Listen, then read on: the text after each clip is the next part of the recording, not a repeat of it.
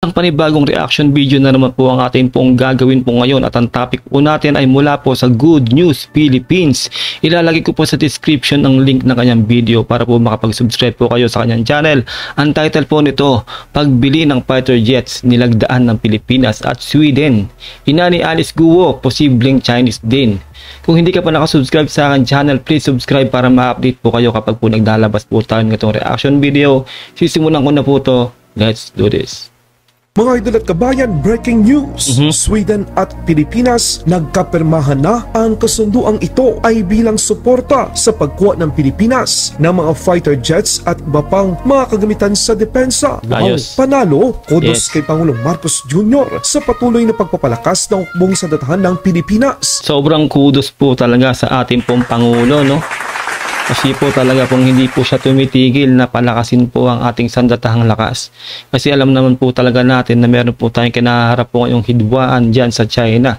Kaya kailangan po talagang preparado po ang Pilipinas. Kaya po malaking kudos at salamat po sa ating Pangulong Bongbong Marcos na walang patid po ang pagtatrabaho at pagprotekta po sa atin, no, sa ating pong mamamayang Pilipino. Alam niyo ba mga kabayan, kabilang ang Pilipinas sa 32 mga bansa na tinayuan nito ng opisina upang tulungan ang bansa na mapalakas ang depensa ng Armed Forces of the Philippines. Amerika at Netherlands nagsagawa ng maritime patrol sa South China Sea. Ramon ang sinabi sa mga Pilipino na dapat nating proteksyonan ang yaman na meron tayo sa West Philippine Sea. Ama at ina ni Mayor Alice Guo, posibleng parehong Chinese nationals. Isa sa mga nakikitang anggulo ay ang pagsisinungaling ng ama nito para makakuha ng Filipino citizenship ang kanyang mga anak para makabili ng lupa at makatakbo sa kahit anumang pampublikong posisyon sa Pilipinas. Yari ka talaga dyan, Alice Guo. Nako, nalalapit na talaga ang araw mo.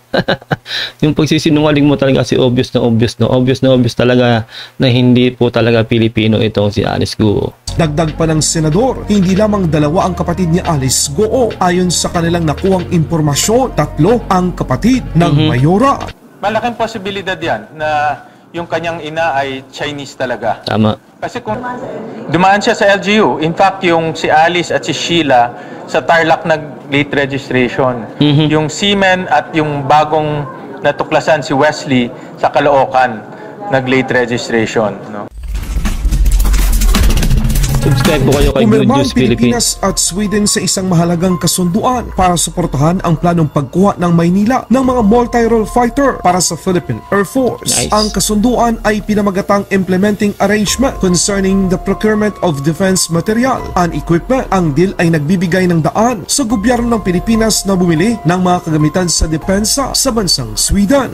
Yes, diba isipin nyo, no, kung hindi po tayo ang tama po dito, kung tayo po talaga ang nagpo-provoke dyan sa West Philippine Sea, ay hindi po tayo tutulungan ng mga malalaking bansa po na yan. Kitang-kita naman po dito talaga, no, tayo po ay tinutulungan ng halos lahat pong bansa.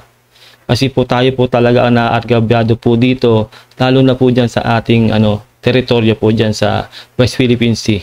Kaya po talaga maigting po ang pagtulong po ng malalaking bansa sa atin. No? Tulad ngayon itong Sweden. No? Kumbaga, kudos po at maraming salamat po sa Sweden sa pagtulong po sa amin dito po sa pagpapalakas po ng aming sandatahang lakas. Ang fighter aircraft na Subjust 39 Gripen E or F ang isa sa pinakabagong modelo ng eroplanong mandirigma na posibleng inaalok ng Sweden ngayon sa Pilipinas. Ayos. Nilagdaan ng dalawang bansa ang kasunduan noong 7 ng Mayo, sinabi ng Embahada ng Sweden sa Maynila sa opisyal nitong Facebook page. Sa isang larawan nagpakita kay Joakim Wallen, Swedish Defense Material Head of Export, at Joselito Ramos, Philippines Assistant Secretary for Logistics, Acquisition at Self-Reliance Defense Posture ng Department of National Defense na nanguna sa paglagda ng nasabing kasunduan. Ayon sa isang hiwalay na pahayag mula sa Swedish Defense Material Administration, ang Pilipinas ay nagpahayag ng malaking interes sa mga sistema ng Sweden, kabilang ang mga fighter aircraft, ang Subjust 39 Gripen, command system at airborne early warning aircraft. Kita rin sa website ng SAB na kabilang ang Pilipinas sa 32 mga bansa na meron itong opisyal na opisina upang matugunan ang mga pangailangan ng bansa na mapalakas ang depensa. Ang pagbili ng mga kagamitang pandigma ng Pilipinas ay upang palakas ang depensa at seguridad ng bansa, lalo tinatarget na makuha ng People's Republic of China nang sa pilitan ang mahalagang bahagi ng West Philippine Sea. Isipin nyo, no, ito lang, no,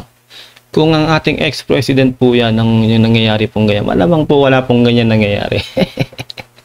Kasi po talaga nakikialiado na po talaga tayo sa China, malamang probinsya na po tayo ng China, no. Pero po ang ating presidente Bongbong Marcos po talaga meron po tayong paninindigan.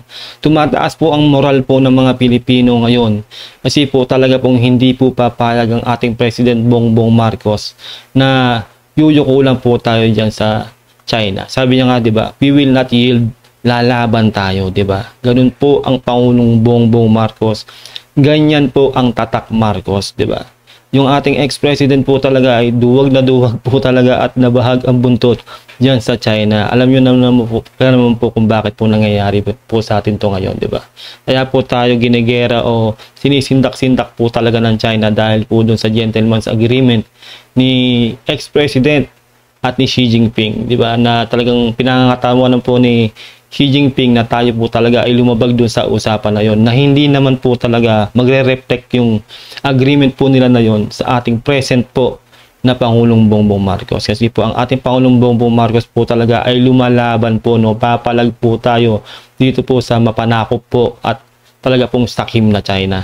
Gamit ang kanilang gray zone tactics, kahit na si Ramon Ang, isang negosyanteng Pinoy, ay kanyang sinabi na dapat nating proteksyonan ang mga nakatagong yaman ng mga Pilipino sa West Philippine Sea. Tama. I think our country's market force compared to our neighboring countries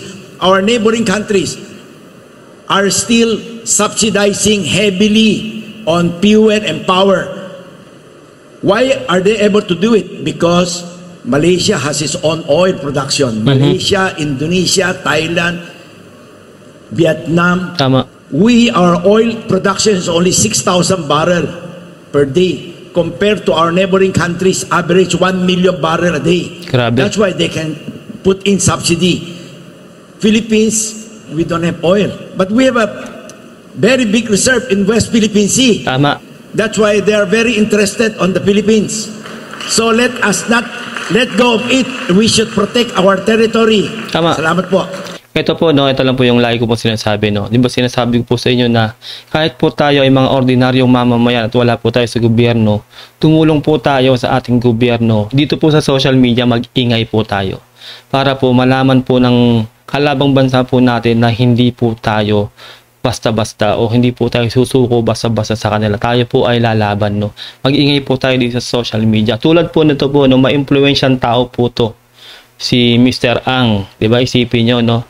Ginamit niya po yung platform niya na magsalita, na itaas ang moral nating lahat na Pilipino na dapat po nating ipaglaban ang karapatan natin diyan sa West Philippine Sea at kailangan nating pangalagaan ang ating oil reserve diyan sa ating teritoryo diyan sa West Philippine Sea. Ganyan po dapat, no. Isipin niyo po, no, wala po siya sa gobyerno, no. Kumbaga, sabihin natin napaka-influensyang tao po niya pero ginamit po niya yung platform niya, di ba? Kung siya nga po ay ginawa niya yan, dapat tayo rin. Di ba? Sa social media na, sa Facebook, mag-ingay tayo doon. Ipakita natin sa China na hindi po tayo basta-basta. Ganun po, no, kailangan po tayo magsama-sama po dito para po ipaglaban po ang ating teritoryo kasi po tayo po ay Pilipino. Netherlands at Amerika sabay na naglayag sa South China Sea. Mas dumadami na ang mga bansang nakikipagsundo sa Amerika upang tulungan ang mga bansa sa Southeast Asia tulad ng Pilipinas laban sa marahas at mapang-aping pag-uugali at iligal na patakaran ng People's Republic of China. Ang US combat ship na USS Mobile LCS-26 kasamang isa pang barko nito at isang Royal Netherlands Navy frigate ay nagsagawa ng operasyon sa South China Sea. Ayon sa Amerika, ang pinagsamang pagpapatrol nito ay isang pangako ng mga partners at magkaalyado na bansa para sa isang matatag at malayang Indo-Pacific region. Sa ibang balita naman, mga kabayan, buhay ni Mayor Alice Goong mas lalo pang nagiging kaduda-duda dahil sa bagong natuklasan ng mga senador ng Pilipinas. Ayon kay Senator Gatchalian, posibleng Chinese ang tunay na ama't ina ni Alice Goong. Dagdag pa dito, hindi lamang dalawa pala ang kapatid ng Mayora. Sinabi ni Senator Gatchalian sa isang press conference na tatlo pala ang kapatid nito. Guo. Dagdag pa dito ang paglabas-pasok ng kanyang ama sa Pilipinas ng 2 hanggang 3 beses bawat buwan. Kahit ang negosyo nito sa Pilipinas ay hindi naman kumikita ay kaduda-duda. Makaduda-duda po, no, at sana po talaga, no, Senator Gatchalian, at sa lahat po ng nasa Senado po, no, na nakatutok po dito sa kaso po ni Alice Guo, huwag niyo pong bibitawan to hanggat hindi po talaga to nakakasuhan o nakukulong itong si Alice Guo. Kasi po matik, no, obviously lahat po talaga naniniwala na po na hindi po talaga siya Pilipino. Isa po talaga siyang Chinese at pinagluloko po tayo lahat itong taong to. Diba? At sana po pati po yung pogo talaga po matanggal na po yan sa atin dito po sa Pilipinas, no. Tutukan po sana to at sana po hindi po masayang ang lahat po ng effort na ginawa po nila rito sa kaso na to ni Alice Guo. Kahit ang negosyo nito sa Pilipinas ay hindi naman kumikita ay kaduda-duda. Yung kanyang interview kay Karen at yung kanyang, may pinost kasi siya sa kanyang Facebook, yung kanyang parang talambuhay.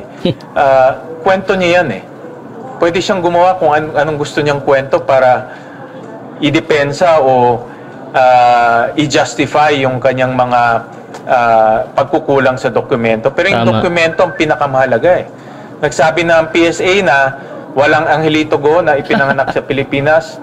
Sabi ng PSA walang Amelia Lial na ipinanganak sa Pilipinas. Swak ka sa banga, Alice Guo. Nako talaga, lumalabas ang katotohanan talaga, no? Yung ebidensya talaga ay hindi magsisinungaling. Sinabi na ng PSA walang marriage contract itong dalawa.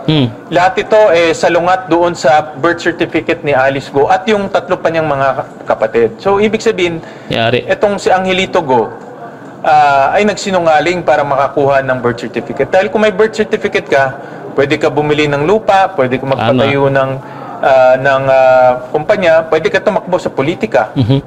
Dahil yun lang ang ipapakita mo na Filipino ako. At lahat ito pwede na natin gawin. Correct. Malaking posibilidad yan na yung kanyang ina ay Chinese talaga.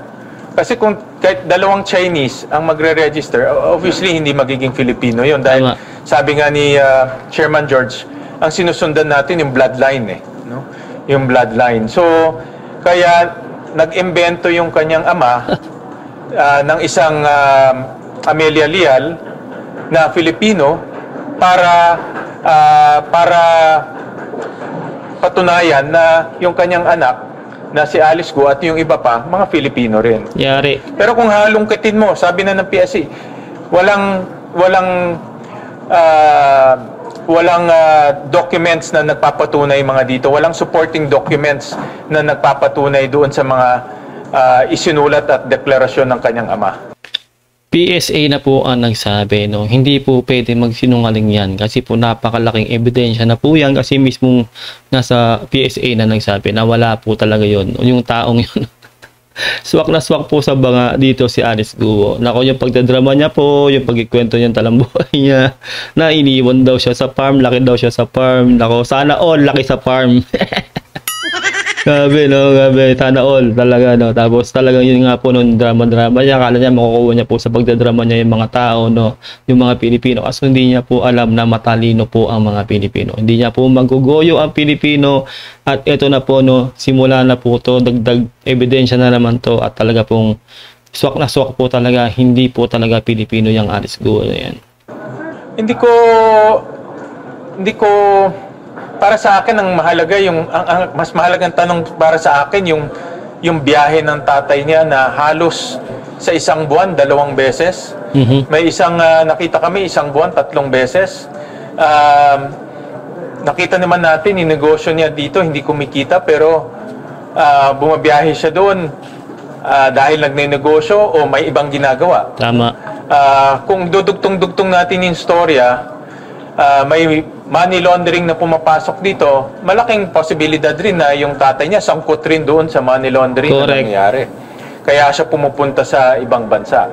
So, andalas no? At pero kung dudugtungin natin tong mga kwentong ito, pwedeng kasabwat siya dito sa Pogo na nangyayari. Pwede rin. Talagang pati itong tatay talaga niya na swak din talaga to. Talagang lahat ng bloodline na to ni lalabas na po talaga yan ni Alice Guo, no. Kumbaga sana lang talaga nasa Pilipinas din tong ng tatay niya para makasuhan din niya. Yan po ang punot dulo talaga di ba? Talaga pong masasabi po natin na iba po talaga ang balak ng Guo na to, ni Alice Guo. Malamang po, no, marami po nagsasabi na spy po yan, no, spy po ng China yan, si Alice Guo. Rin yun. Hindi malayo yun.